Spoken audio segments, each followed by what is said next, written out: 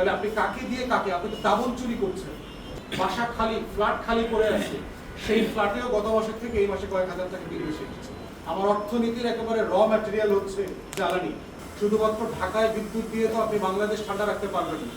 গণমাধ্যম রিপোর্ট জমা দিয়েছে, রিপোর্টটা পর্যন্ত পাবলিশ করছেন, সেই সকল সাংবাদিকরা আমাদেরকে ব্যক্তিগতভাবে বলছে। এখন ইঞ্জিনিয়াররা বলছেন দেশি মিটারটা যখন ছিল তখন এই লেভেলের ভুতুরে বিলের গল্প আলাপ তখন আসে না।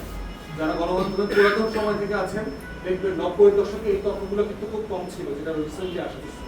তো এই যে 8-10টা ইন্ডিয়ান কোম্পানি আমাদের মিটার মার্কেট যে ফ্লাড করে দিল, এইটার কারণে এটা হচ্ছে কিনা এটা তো একটা খতিয়ে দেখার বিষয়, তদন্ত করার বিষয়। এই জন্য আমরা দাবি করছি যারা ইঞ্জিনিয়ার আছেন দেশি প্রয়োজনে বিদেশি এক্সপার্ট আনা দরকার, এনে এটাকে ইন্ডিপেন্ডেন্টলি খতিয়ে দেখা দরকার। কোনো সরকারি আমলা দিয়ে এই কাজ করা যাবে না।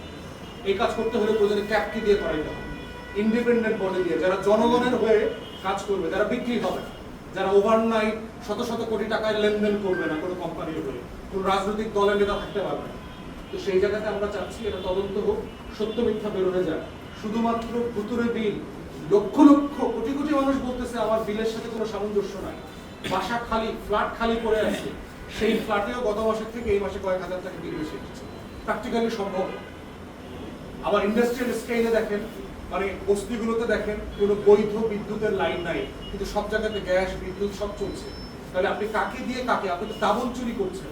জনগণের কাছ থেকে বেশি টাকা নিচ্ছেন যিনি বৈধভাবে লাইন নিয়ে বিদ্যুতের মিটার দিয়ে বিদ্যুৎ পরিশোধ করছে, আবার অবৈধ লাইন দিয়ে আপনি আবার সেকেন্ডারি প্রফিট করতেছেন আরেকটা জনগোষ্ঠীর কাছ থেকে।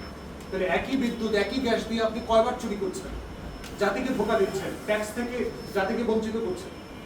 আমরা বোধ করি এই জ্বালানি সেক্টরটা বাংলাদেশের খুব ক্রিটিক্যাল সেক্টর, প্রত্যেকটা জায়গার একেবারে সোর্স।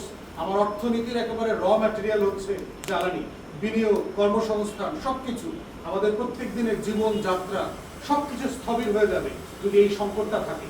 শুধুমাত্র ঢাকায় বিদ্যুৎ দিয়ে তো আপনি বাংলাদেশ ঠান্ডা রাখতে পারবেন না। দেশের অধিকাংশ মানুষের বাড়ি ঘরের খোঁজ খবর নিয়ে দেখেন, পল্লী বিদ্যুতের খোঁজ খবর নিয়ে দেখেন কি ঝামেলাগুলো সেখানে চলছে। তাই আমরা সরকারকে আহ্বান করছি, দয়া করে কোনো জনস্বার্থ বিরোধী সিদ্ধান্ত নিয়েন না। যেগুলো নেবার চক্রান্ত করছেন, ষড়যন্ত্র করছেন, সেগুলো সিরিয়াসলি রিভিউ করেন।